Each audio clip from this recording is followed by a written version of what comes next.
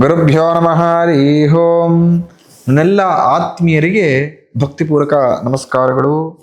ಎಲ್ಲರೂ ಕ್ಷೇಮವಾಗಿದ್ದೀರಾ ಅಂತೇಳಿ ಭಾವಿಸುತ್ತೇನೆ.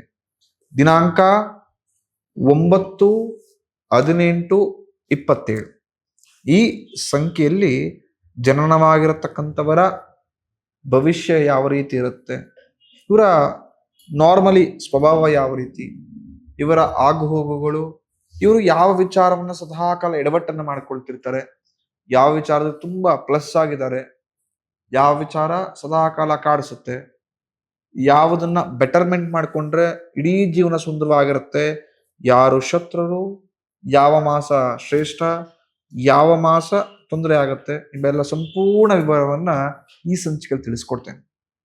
ಈ 9/18/27 ಕುಜನ ನಂಬರ್ಸ್ ಅಂದ್ರೆ ಮಂಗಳ ಗ್ರಹದ ಸಂಖ್ಯೆಗಳು ಅಂತ. ಈ ಸಂಖ್ಯೆಯಲ್ಲಿ ಜನನವಾಗಿರ್ತಕ್ಕಂಥವ್ರು ಯಾವಾಗಲೂ ಕೂಡ ಎಲ್ಲರೊಂದಿಗೆ ಉತ್ತಮ ಪ್ರೀತಿ ವಿಶ್ವಾಸದಿಂದ ಸಂಘಟನೆಯನ್ನು ಮಾಡಿಕೊಂಡು ತುಂಬಾ ಆತ್ಮಸ್ಥೈರ್ಯವನ್ನ ಪ್ರತಿಯೊಬ್ಬರು ವೃದ್ಧಿ ಮಾಡಿಕೊಂಡು ಯಶಸ್ಸನ್ನ ಗಳಿಸ್ತಾರೆ. ಅಂದ್ರೆ ಸಂಘಟನೆಯನ್ನ ತುಂಬಾ ಚೆನ್ನಾಗಿ ಮಾಡತಕ್ಕಂಥ ಕ್ರಿಯಾಶೀಲ ಇರತಕ್ಕಂಥ ವ್ಯಕ್ತಿಗಳು, ಸಂಘಟನೆ ಮುಖಾಂತರವೇ ಬರತಕ್ಕಂಥ ಸವಾಲನ್ನ ಎಲ್ಲರನ್ನ ಒಗ್ಗೂಡಿಸ್ಕೊಂಡು ದೂರ ಮಾಡ್ತಾರೆ. ಈ ವ್ಯಕ್ತಿಗಳ ಹತ್ರ ಬೇರೆಯವರು ಯಾರು ಸುಳ್ಳನ್ನ ಹೇಳ್ಬಿಟ್ರೆ ಅಥವಾ ಮೋಸವನ್ನ ಮಾಡಿದ್ರೆ ಇವರುಗಳಿಗೆ ಯಥೇಚ್ಛವಾಗಿ ಕೆಟ್ಟ ಕೋಪ ಬರುತ್ತೆ. ಅದು ಯಾರೇ ಆಗಿರಲಿ ನೋಡದೆ ದೊಡ್ಡ ಪರಿಣಾಮವನ್ನ ಬೀರತಕ್ಕಂಥ ಕೆಲಸವನ್ನ ಅಥವಾ ಆಕ್ಟ್ ಆ ಥರ ಇರುತ್ತೆ ಇವ್ರದ್ದು ಅಂತ. ಸ್ವಭಾವ ಆ ಥರ ನಡ್ಕೊಂಡ್ಬಿಡ್ತಾರೆ ಬೇಗ ಅಂತ. ಎಲ್ಲರೊಂದಿಗೆ ಮಾತಾಡ್ತಾ ಮಾತಿನಲ್ಲೇ ಗೆಲ್ಲತಕ್ಕಂಥ ಶಕ್ತಿ ಉಳ್ಳವರು. ಯಾರನ್ನ ಬೇಕಾದ್ರೂ ಕೂಡ ಮ್ಯಾನಿಪುಲೇಟ್ ಮಾಡ್ಬಿಡ್ತಾರೆ. ಇವ್ರು ಮಾತಾಡ್ತಿದ್ರೆ ಸರಿ ಅಂತ ಎಲ್ಲರನ್ನು ಕೂಡ ನಂಬಿಸ್ತಾರೆ. ಇನ್ಫ್ಲೂಯೆನ್ಸ್ಲಿ ಪರ್ಸನ್ಸ್, ತುಂಬಾ ಬೇಗ ಇನ್ಫ್ಲೂಯೆನ್ಸ್ ಮಾಡ್ತಾರೆ ಜನಗಳನ್ನು. ಇವ್ರು ಹೇಳ್ತಿರೋದು ಎಲ್ಲರೂ ಕೇಳಬೇಕು. ಎಸ್, ಈ ತರ ಹೇಳ್ತಿರೋ ವ್ಯಕ್ತಿಯೇ ಸರಿ, ಈ ವ್ಯಕ್ತಿ ಹೇಳ್ತಿರೋ ಮಾಹಿತಿಯೇ ನಿಜ. ನಾವು ಆಡೋ ಭಾಷೆಯಲ್ಲಿ ಹೇಳ್ತಿರ್ತೀವಿ ಗೊತ್ತಾ, ಸುಳ್ಳನ್ನು ಕೂಡ ತಲೆ ಮೇಲೆ ಹೊಡೆದಂಗೆ ಹೇಳ್ತಾನೆ ಅಂತೇಳಿ. ಆ ಥರ ಚಾಕಚಕ್ಯತೆಯನ್ನ, ಆ ಥರ ಕೌಶಲ್ಯವನ್ನ ಕಲ್ತಿರತಕ್ಕಂಥ ನಂಬರ್ಸ್ಗಳಿವರು. ಅಂದ್ರೆ ಆ ಕಲ್ತಿರತಕ್ಕಂಥ ಕಲೆಯ ನಂಬರ್ಸ್ನ ಜನನವಾಗಿರ್ತಕ್ಕಂಥ ವ್ಯಕ್ತಿಗಳು ಅಂತ. ಪ್ರಯಾಣ ಪ್ರಿಯರು, ಸದಾಕಾಲ ಪ್ರಯಾಣವನ್ನ ಮಾಡಬೇಕು, ದೂರದ ಸ್ಥಳಗಳು ಹೋಗಬೇಕು, ಅಲ್ಲಿನ ಜನರೊಂದಿಗೆ ಬೆರೆತು ಅಲ್ಲಿನ ಸಂಸ್ಕೃತಿಯನ್ನ ಅನುಭವಿಸತಕ್ಕಂಥವರಾಗಬೇಕು. ಈ ಥರ ಸಂಸ್ಕೃತಿ ಪ್ರಿಯರು, ಪ್ರಯಾಣ ಪ್ರಿಯರು. ಅಂದ್ರೆ ಪ್ರತಿಯೊಂದು ಸಾಂಸ್ಕೃತಿಕ ವಿಚಾರವನ್ನ ಗೌರವಿಸ್ತಾರೆ, ಪ್ರೀತಿಸ್ತಾರೆ. ಜೀವನದಲ್ಲಿ ತುಂಬಾ ಕಷ್ಟಪಟ್ಟು ಬೆಳೆದು ಬಂದಿರತಕ್ಕಂಥ ವ್ಯಕ್ತಿಗಳಾಗಿರ್ತಾರೆ ಈ ಸಂಖ್ಯೆಯಲ್ಲಿ ಜನನವಾಗಿರ್ತಾರೆ. ಅಬ್ಸರ್ವ್ ಮಾಡಿ, ಈ 9, 18, 27 ಯಾರು ಜನನವಾಗಿರುತ್ತೋ ತುಂಬಾ ಕಷ್ಟಪಟ್ಟು ಮುಂದೆ ಬಂದಿರ್ತಾರೆ. ಅವ್ರಿಗೆ ಗೊತ್ತಿರುತ್ತೆ ಪ್ರತಿ ಹಂತದ ಕಷ್ಟವೇನಿರುತ್ತೆ, ಎಷ್ಟು ಸ್ಟ್ರಗಲ್ ಪಡಬೇಕು ಜೀವನದಲ್ಲಿ ಸಕ್ಸಸ್ನ ಪಡ್ಕೊಳ್ಬೇಕು ಅಂತ ತುಂಬಾ ಚೆನ್ನಾಗಿ ಗೊತ್ತಾಗಿರುತ್ತೆ ಅವ್ರಿಗೆ. ಅಷ್ಟೆಲ್ಲ ಸರ್ಕಸ್ ಮಾಡೇ ಇವರು ಯಶಸ್ಸು ಮತ್ತೆ ಲಾಭವನ್ನು ಪಡೆದುಕೊಂಡಿರತಕ್ಕಂಥ ವ್ಯಕ್ತಿಗಳಾಗುತ್ತಾರೆ.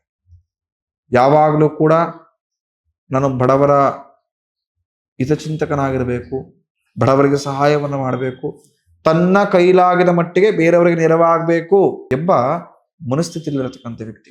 ನ್ಯಾಯದ ಕಡೆ ಸದಾಕಾಲ ಮುಂದುವರಿಬೇಕು ಅಂತ ಮನಸ್ಥಿತಿ ಇರತಕ್ಕಂಥವ್ರು.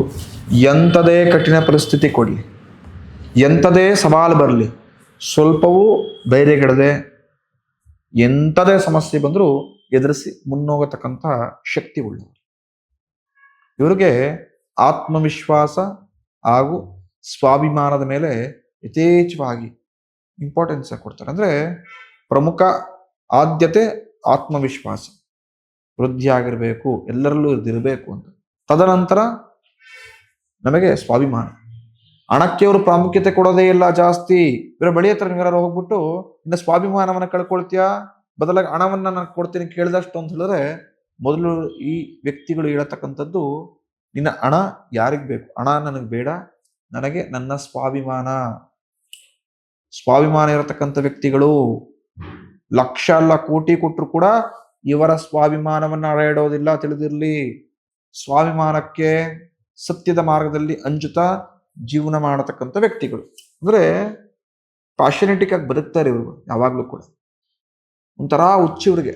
ಇವ್ರು ಏನಾರ ಗುರಿ ಇಟ್ಟು ಕೆಲಸ ಬೇಕು ಅಂದ್ರೆ ಕೆಲಸ ಬೇಕು, ಎಂಥದೇ ಪರಿಸ್ಥಿತಿ ಇರಲಿ.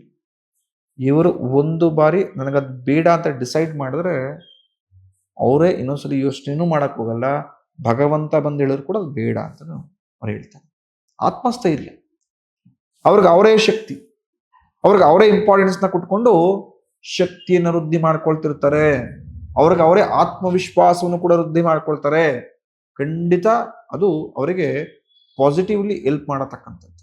ಪ್ರಮುಖವಾಗಿ ಮಾರ್ಚ್, ಮೇ, ಜೂನ್ ಈ 3 ತಿಂಗಳು ದಿನಾಂಕ 9, 18, 27 ಈ ಸಂಖ್ಯೆಯಲ್ಲಿ ಜನವಾಗಿರತಕ್ಕಂಥವ್ರಿಗೆ ಶುಭವಲ್ಲ.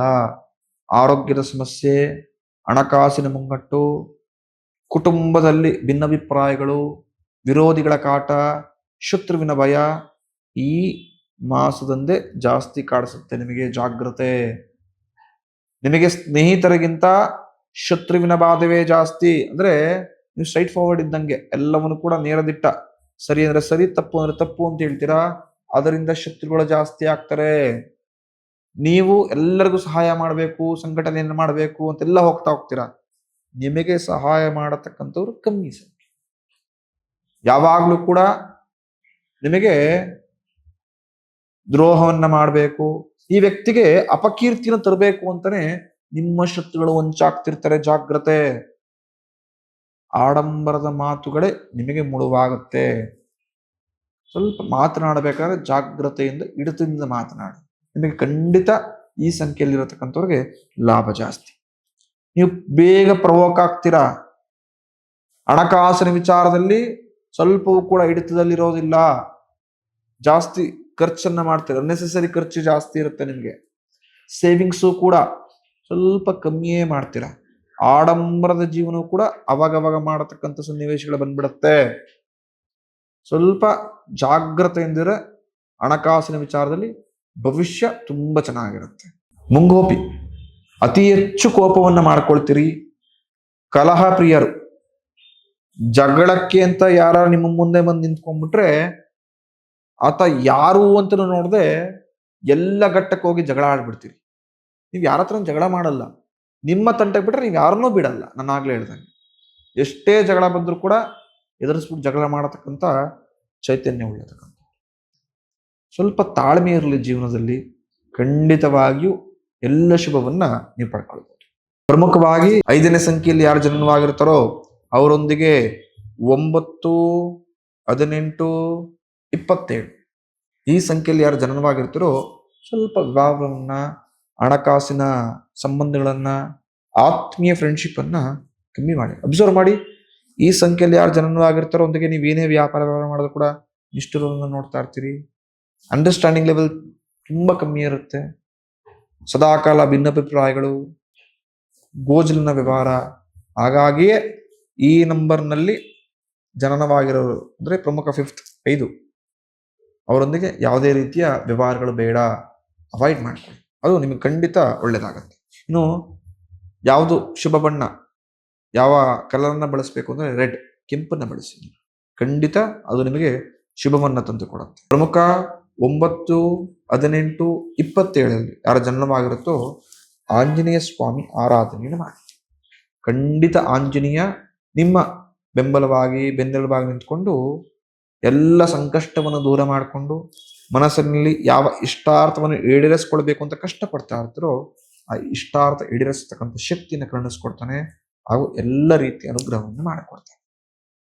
ಪ್ರತಿಯೊಬ್ಬ ಆತ್ಮೀಯ ವೀಕ್ಷಕರಿಗೆ ಆ ಮಹಾಭಗವಂತ ಉತ್ತಮ ಆರೋಗ್ಯ ಸಹಿತವಾಗಿ ಮನಸ್ಸಿನ ಇಷ್ಟೈಶ್ವರ್ಯವನ್ನು ಈಡೇರಿಸ್ಕೊಡ್ಲಿ ಅಂತ ನಾನು ಭಾವಿಸ್ತೇನೆ. ಭವಿಷ್ಯ ದರ್ಶನ ಯೂಟ್ಯೂಬ್, ಫೇಸ್ಬುಕ್, ಇನ್ಸ್ಟಾಗ್ರಾಮ್ ನಮ್ಮೆಲ್ಲ ಸೋಷಿಯಲ್ ಮೀಡಿಯಾ ಪೇಜ್ಗಳನ್ನು ಫಾಲೋ ಮಾಡಿ. ಪ್ರತಿನಿತ್ಯವೂ ಕೂಡ ಜ್ಯೋತಿಷ್ಯ, ಧಾರ್ಮಿಕ ವಿಚಾರಗಳಾಗಿರ್ಬೋದು, ದೇವಸ್ಥಾನದ ಸ್ಥಳ ಪುರಾಣ, ನ್ಯೂಮರಾಲಜಿ, ವಾಸ್ತು ಕರೆಕ್ಷನ್ಸ್ಗಳು, ಹಾಗೂ ಮನೆಯಲ್ಲೇ ಕೂತ್ಕೊಂಡು ಯಾವ ಜಪ ತಪ ಅನುಷ್ಠಾನವನ್ನು ಮಾಡಿಕೊಂಡ್ರೆ ನಿಮ್ಮ ಶ್ರೇಯಸ್ಸನ್ನು ನೀವು ಪಡೆದುಕೊಳ್ಬೋದು, ಯಾವ ರೀತಿ ಅಭಿವೃದ್ಧಿನ ಹೊಂದಬಹುದು ಅಂಥೇಳಿ ನಮ್ಮ ಚಾನಲ್ ಮುಖಾಂತರ ತಿಳಿಸ್ಕೊಡ್ತೀವಿ. ನಿಮ್ಮ ಆತ್ಮೀಯರೊಂದಿಗೂ ನಮ್ಮ ಸೋಷಿಯಲ್ ಮೀಡಿಯಾ ಪೇಜ್ನ ಶೇರ್ ಮಾಡೋ ಮುಖಾಂತರ ಹಾಗೂ ಫಾಲೋ ಮಾಡಿಸೋ ಮುಖಾಂತರ ನಮ್ಮನ್ನು ಪ್ರೋತ್ಸಾಹಿಸಿ